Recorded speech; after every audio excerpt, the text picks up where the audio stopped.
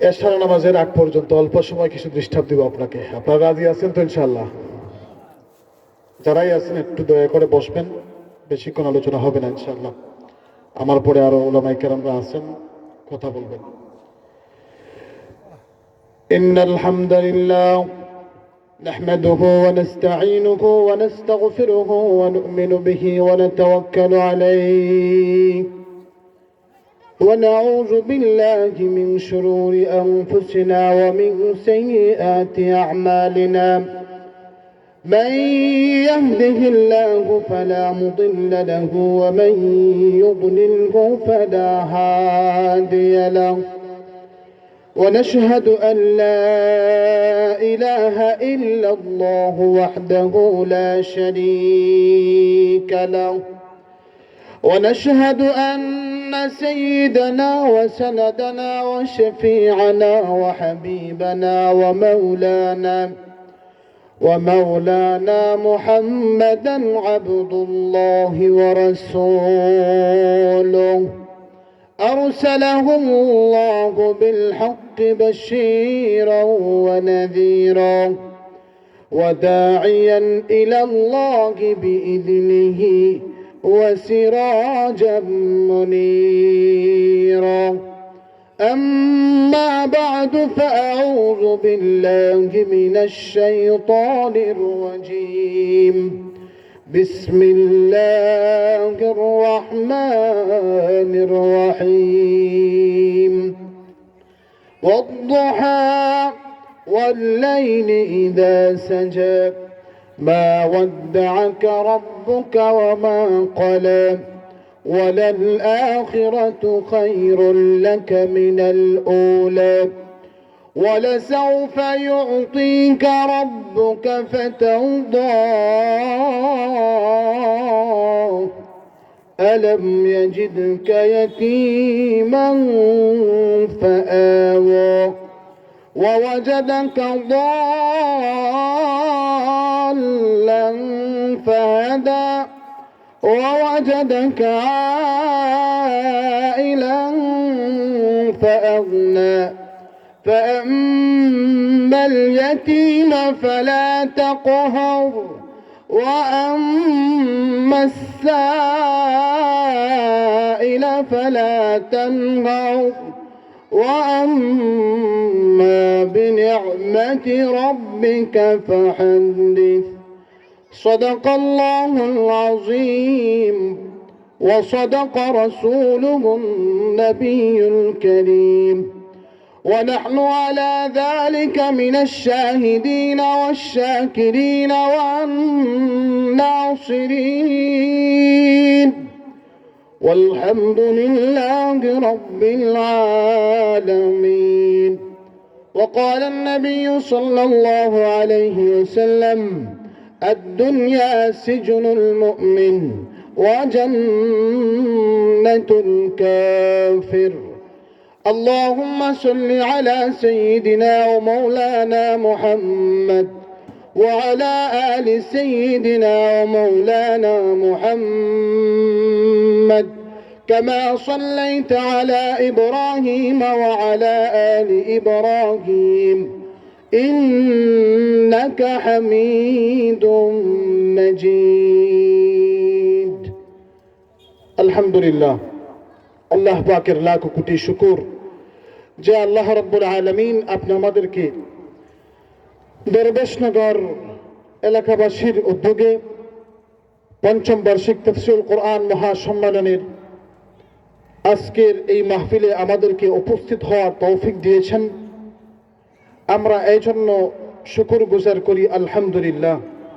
আল্লাহ রাব্বুল আলামিন সূরাত ইব্রাহিমের মধ্যে বলেন লা ইন শাকারতুম লা আযীদান্নাকুম ওয়া লা ইন কাফারতুম ইন্না আযাবী লাশাদীদ। আল্লাহ রাব্বুল আলামিন এই আয়াতের মুহাওয়ারাতের জামা হলো, মর্মার্থ হলো যে কোনো মুমিন মুসলমান তার নিয়ামত পেয়ে যদি তার শুকর গুজার করে আল্লাহ তার নিয়ামত বাড়ায় দেন। জুড়ে বলেন সুবহানাল্লাহ। আজকের এই অন্তিম সময়ে, যেই সময়ে রাসূল পাক সাল্লাল্লাহু আলাইহি সাল্লাম সম্পর্কে কটূক্তি করা হচ্ছে, যেই সময় আল্লাহর শান সম্পর্কে কটূক্তি করা হচ্ছে, কোরআনকে জ্বালিয়ে দেওয়া হচ্ছে, কোরআনকে পরিবর্তন করার কথা বলা হচ্ছে, ওই সময় আমাদেরকে আপনাদেরকে আল্লাহ তাআলা একটা নূরানি মজলিসে বসার তৌফিক দিয়েছেন, কথা বলার সুযোগ করে দিয়েছেন, শোনার সুযোগ করে দিয়েছেন। এজন্য দিল থেকে শুকরান বলি আলহামদুলিল্লাহ। আমি আপনাদের সামনে সূরাতুদ দুহা তেলাওয়াত করেছি। এই সূরা অত্যন্ত গুরুত্বপূর্ণ এক সূরা। আমাকে বিষয় দেওয়া হয়েছে শানে রাসূল সাল্লাল্লাহু আলাইহি ওয়াসাল্লাম সূরাতুদ দুহার অবলম্বনে। আয়াতের আলোচনা অনেক দীর্ঘ, সংক্ষেপে আপনাদেরকে কিছু কথা বলার চেষ্টা করব। মা তৌফিক ইল্লা বিল্লাহ। হযরত খাওলা রাদিয়াল্লাহু তাআলা আনহু বিশিষ্ট একজন সাহাবিয়া, ওনার থেকে একটা রওয়ায়াত বর্ণনা আছে যেটা তাফসিরে মারিফুল কোরআনে মুফতি শফি রহমতুল্লাহি আলাইহি উল্লেখ করেছেন যে বিশ্বনবী সরকার দু আলম সাল্লাল্লাহু আলাইহি ওয়াসাল্লামের খাটের নিচে, আমাদের দেশে পালং বলি না, পালং বলি, খাটের নিচে একটা কুকুরছানা ছিল। ওই কুকুরছানা থাকার কারণে ফেরেশতারা কিছুদিন যাবত রসুলের কাছে অভিনিয়ে আসেন নাই। আর এই অবস্থান অবলোকন করে, এই অবস্থা দেখে আবু জেহেলের স্ত্রী আবু লাহাব সহ গয়র বিভিন্ন মুশরিকরা, বিশ্বনবীর দুশমনেরা রসুল করিম সাল্লাল্লাহু আলাইহি ওয়াসাল্লামকে বলতেছে, ওহে মুহাম্মদ, তোমার শয়তান বুঝি তোমাকে ত্যাগ করে দিয়েছে। জোরে বলেন নাউজুবিল্লাহ, আর জোরে বলেন নাউজুবিল্লাহ। এই শয়তান দ্বারা কাকে বোঝাচ্ছে? বিশ্বনবীর কাছে কে আসেন? জিবরিল আমিন আসেন, আর প্রেরণ করেন কে? স্বয়ং আল্লাহ সুবহানাল্লাহ। আর আল্লাহ এবং জিবরিলকে শয়তান বলছে, নাউজুবিল্লাহি মিন যালিক। আরেক রিওয়ায়াতে আছে বিশ্বনবীকে কাফের মুশরিকরা কিছু অবান্তর প্রশ্ন করেছিল, যেই অবান্তর প্রশ্ন আমাদের জন্য বর্তমানে একটা মডেল হয়ে গিয়েছে। সেই অবান্তর প্রশ্নের এক নম্বর প্রশ্ন ছিল ওয়ায়াসআলুনাকা আনির রূহ, হে মুহাম্মদ সাল্লাল্লাহু আলাইহি ওয়াসাল্লাম, আপনাকে ওরা রূহ সম্পর্কে জিজ্ঞাসা করে, আপনি বলে দিন কুলির রূহু মিন আমরি রাব্বি, রূহ হলো আমার একটা হুকুম মাত্র। এই বিভিন্ন প্রশ্নে যখন রসুলকে করা হয়েছে, বিশেষ করে 3টা প্রশ্ন করা হয়েছিল, প্রশ্নগুলো বলার সময় আমাদের সামনে নেই। বিশ্বনবীকে এই প্রশ্ন করার পরে বিশ্বনবী বলেছিলেন যে আমি আগামীকাল বলে দিব। কিন্তু আল্লাহ রাব্বুল আলামিনের প্রিয় এবং মাহবুব যারা হন, আল্লাহ রাব্বুল আলামিনের প্রিয় এবং মাহবুব যারা হন, আল্লাহ রাব্বুল আলামিন চান তার সমস্ত কিছু আমার উপর নির্ভর করে দিক। সুবহানাল্লাহ। এক ব্যক্তি, এক বুজুর্গানে দিন মসজিদে আমরা ডান পা দিয়ে প্রবেশ করি, কথা বলেন ঠিক না বে ঠিক? আর ওই বুজুর্গানে দিন বাম পা দিয়ে প্রবেশ করছেন। বাম পা দিয়ে যদি কেউ প্রবেশ করে, উলামায়ে কেরামরা আসেন, ভুল হলে বলবেন, কোনো গুনাহ হবে? গুনার কোনো রিওয়ায়াত আছে? সুন্নতের খেলাফ, আদবের খেলাফ, কিন্তু গুনার কোনো কথা নাই। কিন্তু ওই বুজুর্গানে দিন প্রতিদিন ডান পা দিয়ে ঢুকেন, দুরূদ শরীফ পড়েন, বাম পা দিয়ে বের হন, দুরূদ শরীফ পড়েন। এটাই রসুলের তরিকা, এটাই উলামায়ে কেরামের তরিকা। উনি একদিন ভুল ক্রমে বাম পা দিয়ে প্রবেশ করছেন, সাথে সাথে আল্লাহ রাব্বুল আলামিন অনেক বড় বিকট এক আওয়াজ দিলেন, হে অমুক, তুমি কি করেছো? এটা কেমন কাজ তুমি করেছো? বলেন তো, বাম পা দিয়ে প্রবেশ করছেন, গুনাহ তো হয় নাই, কিন্তু আল্লাহর কাছে এটা পছন্দ হয় নাই। ঠিক তেমনি বারে বিশ্বনবী যদিও বলেছেন আগামীকাল বলবো, এটার কোনো খেলাফ হয় নাই, সিস্টেমের খেলাফ হয় নাই। আমাকে একজন প্রশ্ন করলে আমি বলতে পারি আগামীকাল বলবো, আমার স্মরণ নাও থাকতে পারে, কিন্তু আল্লাহর কাছে এটা পছন্দনীয় হয় নাই। আল্লাহর কাছে পছন্দ ছিল, হে রাসূল, আপনাকে আমি সর্বশ্রেষ্ঠ মাখলুকাত হিসেবে সৃষ্টি করেছি, আপনি আমার বন্ধু, আপনার তিল, আপনার ছোট থেকে ছোট, বড় থেকে বড়, সমস্ত কিছু আমার উপর নির্ভর করে দিবেন, আপনার ইনশাআল্লাহ বলা উচিত ছিল। কথা বলেন ঠিক কিনা? এই বিভিন্ন প্রশ্ন এই সূরার বিভিন্ন শানে নজুল আছে। বিশেষ করে রসুলের গড়ে কি ছিল? কুকুরছানা ছিল। বন্ধুরা আমার, আজকে মুসলমানদের গড়ে, হিন্দুর গড় বাদ দেন, খ্রিস্টানের গড়ে বাদ দেন, আমাদের মুসলমানের গড়ে মানুষের ছবি আছে না নাই? আজকে উলামায়ে কেরামদের প্রতিবাদ করতে হবে, শুধু দাওয়াত খাইলেই হবে না। আমি যেই ঘরে যাচ্ছি ওই ঘরে বলতে হবে এই ছবিটা নামান। কথা বলেন ঠিক কিনা? কেন? যদি বিশ্বনবীর ঘরে কুকুরছানা থাকার কারণে ফেরেশতা আসে নাই, তাহলে আমার ঘরে ছবি থাকার কারণে ফেরেশতা কিভাবে আসবে? কথা বলেন ঠিক কিনা? আল্লাহ রাব্বুল আলামিন বলেন ওয়াদ-দুহা ওয়াল-লাইলি ইযা সাজা। আল্লাহ রাব্বুল আলামিন বিভিন্ন সূরার শুরুতে কসম করেছেন। লিমাযা কাসামাল্লাহু হাকাযা, আল্লাহ তাআলার কসমের কোনো প্রয়োজন নাই। আল্লাহ সূরাতুল আসরের শুরুতে কসম করেছেন, সূরাতুদ দুহার শুরুতে কসম করেছেন, সূরাতুত তিনের শুরুতে কসম করেছেন, সূরাতুল বুরুজের শুরুতে কসম করেছেন।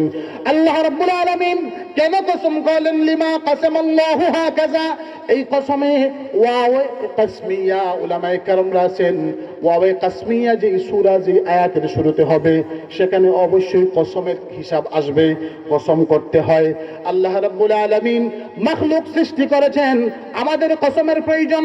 কেউ যদি আমাকে কিছুর বলে, আমি যদি অস্বীকার করি, অস্বীকার করার পরে শেষ পর্যন্ত বলি আমার মা বাবার কসম, আমার পীর উস্তাদের কসম, আমার আল্লাহর কসম, আমি চুরি করি নাই, বোঝা গেল কসমের প্রয়োজনটা হলো বান্দার, আল্লাহর কসমের কোনো প্রয়োজন নাই। আল্লাহর কসমের প্রয়োজন কেন হবে? আল্লাহ তো দুনিয়াকে একটা মাছির ডানার সম পরিমাণ দামও দেন না, কথা বলেন ঠিক কিনা? আল্লাহ রাব্বুল আলামিন কেন কসম করলেন? ও মুমিন মুসলমান, আল্লাহ রাব্বুল আলামিন এই সূরার শুরুতে কসম করেছেন, বিভিন্ন সূরার শুরুতে বিভিন্ন কারণে কসম করেছেন। কসমটা এই সূরার শুরুতে করেছেন আজকে যেই সাবজেক্ট আমাকে দেওয়া হয়েছে বিশ্ব নবীর শান এবং মান বোঝানোর জন্য। সুবহানাল্লাহ। আল্লাহ রাব্বুল আলামিন কসম করেছেন ওয়াদ-দুহা ওয়াল-লাইলি ইযা সাজা, সূর্য যখন পূর্বাহ্নের শপথ। ইমাম জাফর সাদিক রহমতুল্লাহি আলাইহি তাফসীরে খাজিদের মধ্যে উল্লেখ করেছেন, যিনাকে শিয়ারা ওনাদের দলনেতা বলে, কিন্তু সহি কথা হলো ইমাম জাফর সাদিক শিয়া ছিলেন না। ইমাম জাফর সাদিক রহমতুল্লাহি আলাইহি তাফসীরে খাজিদের মধ্যে উল্লেখ করেছেন এখানে দুহা দ্বারা সূর্য উদিত হওয়ার সময়, চাঁদের সময়, এটা ওই চাঁদের সময় যখন মূসা নবীর সঙ্গে আল্লাহ তুর পাহাড়ে কথা বলেছিলেন। সুবহানাল্লাহ। আল্লাহ রাব্বুল আলামিন মূসা নবীর সঙ্গে, দামি নবীর সঙ্গে কথা বলেছিলেন, সময়টা দামি না কম দামি? দামি। এই জন্য দামি একজন নবীর সঙ্গে কথা বলেছিলেন, ওই সময়টার শপথ করে আল্লাহ বলতেছেন ওয়াদ-দুহা, শপথ পূর্বাহ্নের চাঁদের সময়ের শপথ, ওয়াদ-দুহা ওয়াল-লাইলি ইযা সাজা, শপথ রাত্রি যখন গভীর হয়। রাত্রি যখন গভীর হয় মানুষের ঘুম আরো বাড়ে না কমে? মানুষের ঘুম আরো বাড়ে। এই আয়াতের ব্যাখ্যায় একজন মুফাসসির বলেছেন রাত্রি যত গভীর হয় আল্লাহর নৈকট্যশীল বান্দার ইবাদত আরো দীর্ঘ হয়। সুবহানাল্লাহ। আল্লাহ নৈকট্যশীল বান্দারা রাত্রি গভীরের অপেক্ষা করতে থাকে। রাত্রি যখন 3টা হয়, রাত্রি যখন 2টা হয়, আল্লাহর ইবাদতশীল বান্দারা, আল্লাহর আনকারীব বান্দারা তাহাজ্জুদে আল্লাহর দরবারে দাঁড়ায় যায়। কথা বলেন ঠিক না বেঠিক? এই জন্য এই আয়াতে শুধুমাত্র রাত্রি গভীর হওয়ার কথাই বলা হয় নাই, এই আয়াতে বোঝানো হচ্ছে আমার নৈকট্যশীল বান্দারা রাত্র গভীর হলে আমার ইবাদতে মগ্ন হয়। আল্লাহ রাব্বুল আলামিন বলেন শপথ চাঁদের সময়ের শপথ, ওয়াল-লাইলি ইযা সাজা, শপথ রাত্রি যখন গভীর হয়। এই শপথ করে আল্লাহ কি বুঝালেন? মা ওয়াদ্দাআকা রাব্বুকা ওয়া মা ক্বালা। জোরে বলেন সুবহানাল্লাহ, আর জোরে বলেন সুবহানাল্লাহ। আল্লাহ রাব্বুল আলামিন বলেন দুইটা জিনিসের শপথকে আমি বলতেছি, মা ওয়াদ্দাআকা রাব্বুকা ওয়া মা ক্বালা, তোমাদের নবীকে আমি ত্যাগ করি নাই, ওনাকে আমি একেবারে ছেড়ে দেই নাই। সুবহানাল্লাহ। ওয়াদ-দুহা ওয়াল-লাইলি ইযা সাজা, মা ওয়াদ্দাআকা রাব্বুকা ওয়া মা ক্বালা, ওয়ালাল আখিরাতু খায়রুল লাকা মিনাল উলা। সংক্ষেপে কাজকে সমাধান করতেছি, ওয়ালাল আখিরাতু খায়রুল লাকা মিনাল উলা। আল্লাহ রাব্বুল আলামিন বলেন ইয়া রাসূলুল্লাহ, ইয়া হাবিবাল্লাহ, আমি ওহী বন্ধ করেছি, এটা আমার হুকুম। কার হুকুম? আল্লাহর হুকুম। কার হুকুম? আল্লাহর হুকুম। ওহী দেওয়াটাও আল্লাহর হুকুম, ওহীকে আবার বন্ধ করে দেওয়াটাও আল্লাহর হুকুম। কেন বন্ধ করেছি এটাও আমি জানি, কেন আবার ছাড়বো সেটাও আমি জানি, কেন জিবরাইলকে পাঠাই নেই সেটাও আমি জানি।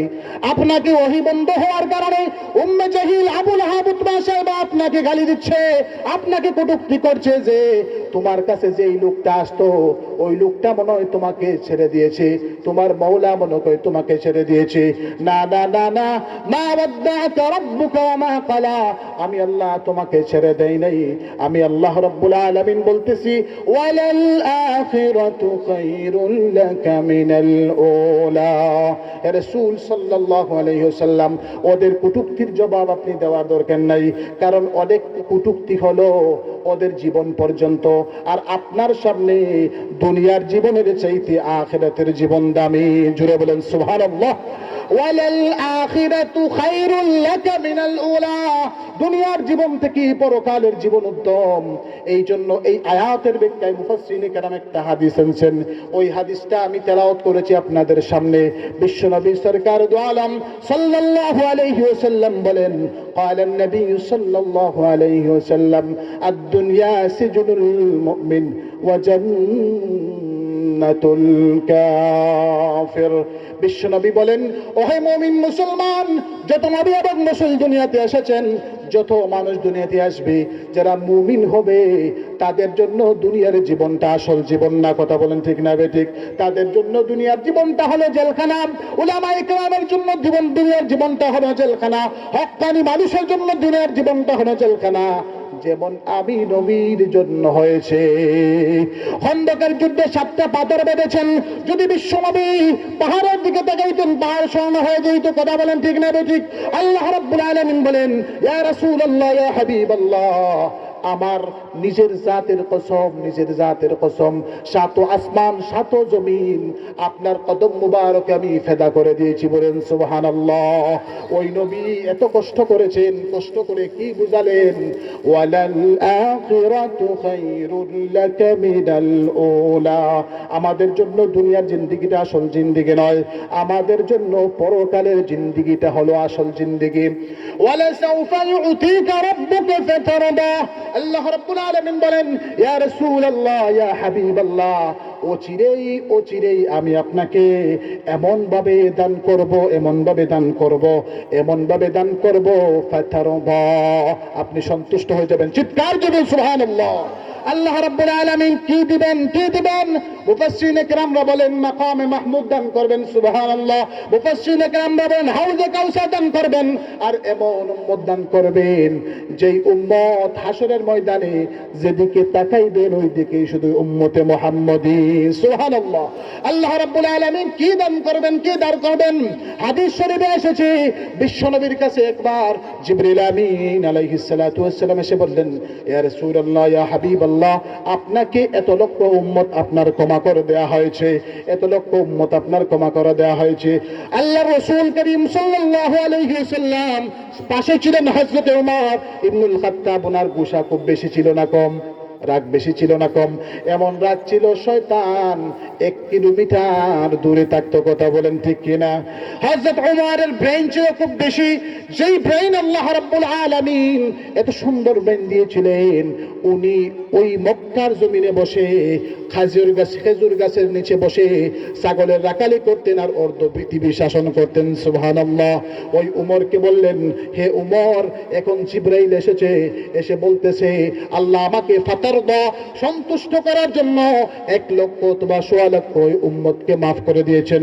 আল্লাহ রাব্বুল আলামিনকে আমি কি বলবো? তখন হযরত ওমর রাদিয়াল্লাহু তাআলা আনহু বলেন, ইয়া রাসূলুল্লাহ, ইয়া হাবিবাল্লাহ, আপনি আল্লাহকে বলেন আরো দেওয়ার জন্য, কারণ আপনার সাহাবীরাই তো 1.25 লক্ষ। সুবহানাল্লাহ। শুধুমাত্র সাহাবীরাই 1.25 লক্ষ যদি হয়, কিয়ামত পর্যন্ত কত উম্মত আসবে আমরা তো জানি না। সুতরাং আপনি আরো নিয়ে আসেন, আরো নিয়ে আসেন। এইভাবে কিছুক্ষণ পর জিবরাইল আসতেছেন আর যাইতেছেন, আল্লাহ রাসূল তো মানতেছেন না। ও মুহাম্মাদি উম্মত, বিশ্বনবী এখনো কাঁদেন, কিয়ামতের ময়দানেও কাঁদবেন, হাসরের ময়দানেও কাঁদবেন, ফুলসিরাতের ফুলের কিনারেও কাঁদবেন, রওজা বাকেও কাঁদতেছেন, কিয়ামতের ময়দানে ওঠার সময়ও কাঁদবেন।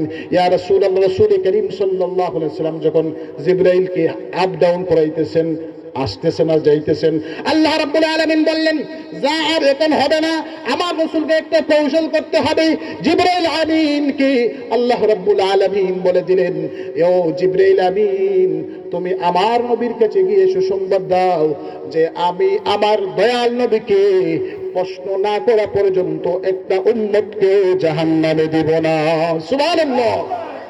ওয়ালাসাউফা ইউতিকা রাব্বুকা ফাতারদা, এমন দেওয়া দিব যেইভাবে দিলে আপনি নবী খুশি হয়ে যান। ফাতারদা, রাজি হয়ে যান। সুবহানাল্লাহ। ولسوف يعطيك ربك فترضى ألم يجدك يتيما فآوى। হে রাসূল সাল্লাল্লাহু আলাইহি ওয়াসাল্লাম, আপনাকে আমি এতিম অবস্থায় পেয়েছি। কেমন এতিম অবস্থায় পেয়েছি? এমন এতিম অবস্থায় পেয়েছি যে আপনার জন্মের পূর্বেই আপনার বাবা দুনিয়াতে নাই। কথা বলেন ঠিক কিনা? এমন এতিম অবস্থায় পেয়েছি 6 বছর বয়সে আপনার মাও দুনিয়াতে নাই। আমি আপনাকে লালন পালন করেছি আপনার দাদার কাছে দিয়ে, খাজা আব্দুল মুত্তালিবের কাছে দিয়ে।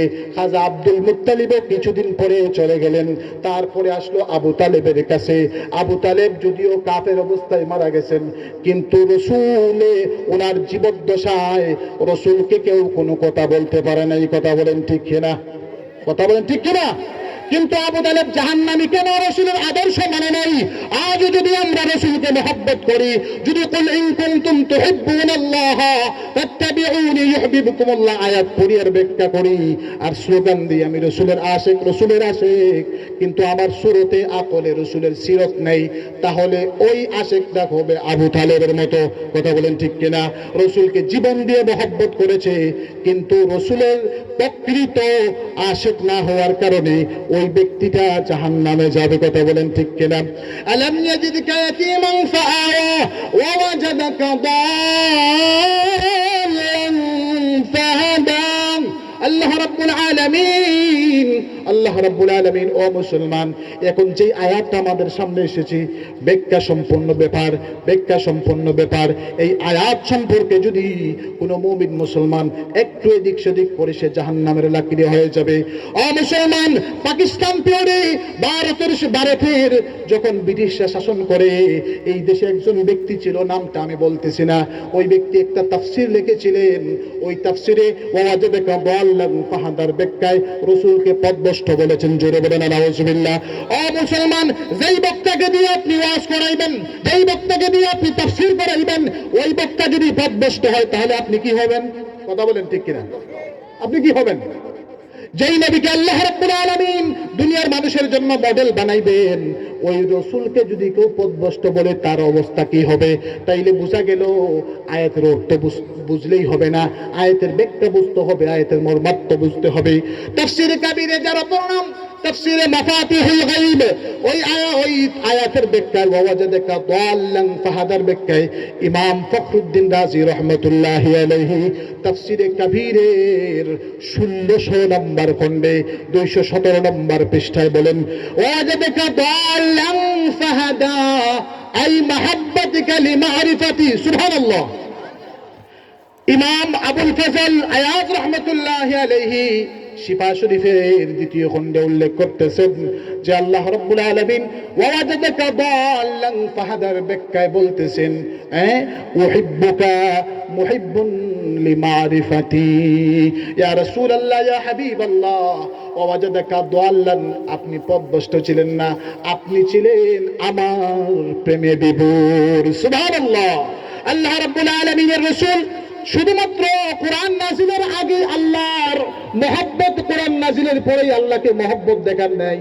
আল্লাহ রসুল কোরআন নাজিলের আগেই হেরা গুহায় ধ্যান করছেন কিনা? তাইলে বোঝা গেল রসুলের উপর কোরআন নাজিলের আগেই রসুল আল্লাহর মহব্বতে বিভোর ছিলেন। এই জন্য ইমাম ফখরুদ্দিন রাজি রহমতুল্লাহি আলাইহি ওয়াজাদাকা দাল্লান 3টা ব্যাখ্যা করেছেন। নাম্বার 1 ব্যাখ্যা হলো আল্লাহ রাব্বুল আলামিন সূরাত ইউসুফের মধ্যে একটা আয়াত আছে, ওই আয়াতের মধ্যে আল্লাহ রাব্বুল আলামিন বলেন, ক্বালু তাল্লাহি ইন্নাকা লাফি দালালিকাল কাদিম। ইয়াকুব আলাইহিস সালাতু ওয়াস সালাম, নাম শুনেন না আপনারা? ইয়াকুব আলাইহিস সালাতু ওয়াস সালাম, ইউসুফ আলাইহিস সালাতু ওয়াস সালামের বাবা। ইউসুফ আলাইহিস সালাম যখন মিশরের বাদশা, ওই সময় ইয়াকুব আলাইহিস সালাতু ওয়াস সালামের কাছে সংবাদ আসলো। ইয়াকুব আলাইহিস সালামের কাছে আল্লাহ রাব্বুল আলামিনের নবী ইউসুফ আলাইহিস সালাতু ওয়াস সালাম একটা রুমাল দিয়ে দিলেন। ওই রুমাল দেওয়ার কারণে উনি সুঘ্রাণ পাইলেন। সুঘ্রাণের পরে বলতেছেন, আমার মনে হয় ইউসুফ এখনো জীবিত আছে। কথা বলেন ঠিক কিনা?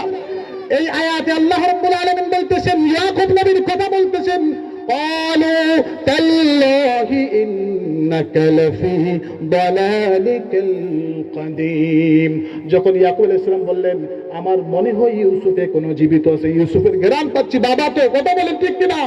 বাবা তো, বাবা, পিতা তো, পিতা অনেক বড় জিনিস, মা অনেক বড় জিনিস। ওয়াজ করে কি বুঝাইবো আপনাদের? মা বাবা অনেক বড় জিনিস। বাবা তো এতদিন পরেও ছেলে যে জীবিত আছে দিলের মধ্যে বাড়ি দিয়েছে, এলহাম হয়ে গেছে, ওহি হয়ে গেছে যে তোমার ছেলে এখনো জীবিত আছে। ওই সময় উনাদের অন্যান্য ছেলেরা তো জানতো কূপে নিক্ষেপ করে তাকে হত্যা করে দিয়েছে। ওরা বলতেছে ক্বালু তাল্লাহি, তারা কসম করে বলে তাল্লাহি ইন্নাকা লাফি দালালিকাল, দালালুন শব্দ ব্যবহার করছে, দালালিকাল কাদিম, আপনি তো পুরাতন একটা মহব্বতে পড়ে রয়েছেন। কথা বলেন ঠিক কিনা? ইয়াকুব আলাইহিস সালামের অন্যান্য ছেলেরা বলতেছে যে আপনি তো এখনো পুরাতন একটা মহব্বতে পড়ে রয়েছেন, আপনি এখনো ইউসুফের গান গাইতেছেন। কথা বলেন ঠিক কিনা? এই আয়াতে আল্লাহ কি শব্দ ব্যবহার করলেন? তাল্লাহি ইন্নাকা লাফি দালালিকাল কাদিম। মুসলমান, যদি দাল্লুন শব্দ ব্যবহারের কারণে কাউকে গোমরা বলতে হয় তাহলে ইয়াকুব নবীকে কি বলবেন? ইয়াকুব নবীকে কি বলবেন? আল্লাহ তো ওই আয়াতের মধ্যে বুঝাইলেন যে ইয়াকুব আলাইহিস সালাতু ওয়াস সালামের ছেলেরা বলতেছে আপনি তো পুরাতন একটা মহব্বতের মধ্যে পড়ে রয়েছেন। সাউন্ড সিস্টেম ঠিক করেন। হযরত ইয়াকুব আলাইহিস সালাতু ওয়াস সালামের এই কথার পরে তার ছেলেরা বলল আপনি তো পুরাতন একটা মহব্বতে রয়েছেন। এই কথা দ্বারা, এই আয়াত দ্বারা ইমাম ফখরুদ্দিন রাজি রহমতুল্লাহি আলাইহি ব্যাখ্যা করে বুঝাইলেন যে ওয়াজাদাকা দাল্লান ফাহাদা, মানে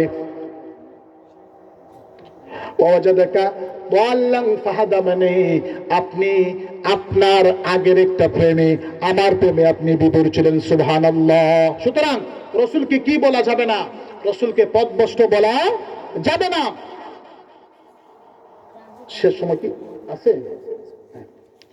তাফসীরে রুহুল মাআনিতে আল্লামা আলুসি বাগদাদি আল হানাফি রাহমাতুল্লাহি আলাইহি 30 নম্বর খণ্ডে উল্লেখ করতেছেন দাল্লুন এমন একটা গাছকে বলা হয় আদ-দাল্লু শাজারাতুল মুনফারিদাতু ফিল বাইদায়ে লাইসা আলাইহা শাজারুন।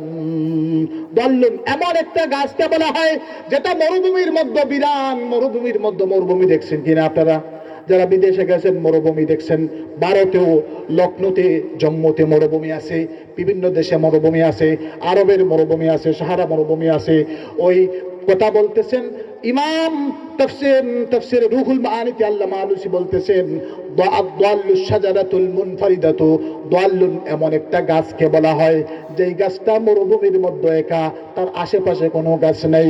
এই হিসাবে ওয়াজাদাকা দাল্লানের ব্যাখ্যা হবে আমি আপনাকে এমন অবস্থায় পেয়েছি আপনার মাও নাই, বাবাও নাই, দাদাও নাই, চাচাও নাই, আমার মা খাদিজাও দুনিয়া থেকে ইন্তেকাল করেছেন, আপনাকে আমি নিঃসঙ্গ অবস্থায় পেয়েছি। কথা বলেন ঠিক কিনা? সুতরাং ওয়াজাদাকা দাল্লানের অর্থ হবে আপনাকে আমি নিঃসঙ্গ অবস্থায় পেয়েছি। ফাহাদা। আবার আরেকদিকে ইমাম ফখরুদ্দিন রাজি 16 নম্বর তাফসীরে কবিরে 16 নম্বর খণ্ডের 217 নম্বর